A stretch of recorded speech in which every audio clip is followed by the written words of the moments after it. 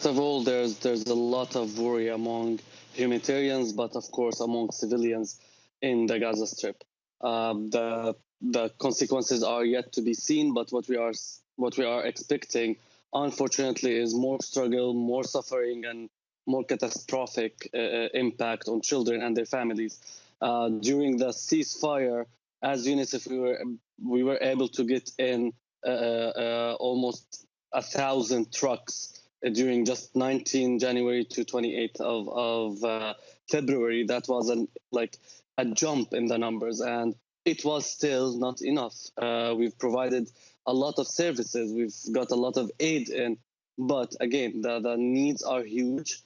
So if this continues, it will just lead to more struggle, more suffering, and unfortunately, it might also affect the lives of children directly, and they lose their lives. Just last week, we witnessed 7 children dying because of cold, because they didn't have the proper clothing, because they didn't have the proper shelter or the medical care.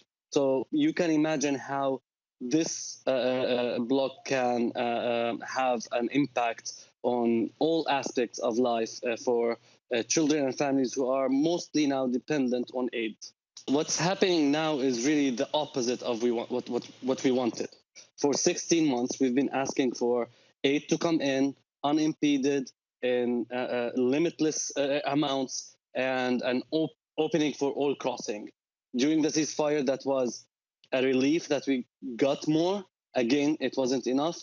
And now this is just catastrophic. We're talking about going back to days that were so dark for people that they couldn't really find the basics. We're talking about just a drop of water, a bit of bread on their tables. And unfortunately, even with the last ceasefire, some of those families are still unable to do that. So what we need to look at now, away from politics, away from the negotiations, which we really hope to get to a place where children are prioritized. What we need to look at now is the needs of children and the needs of the innocent people in the Gaza Strip.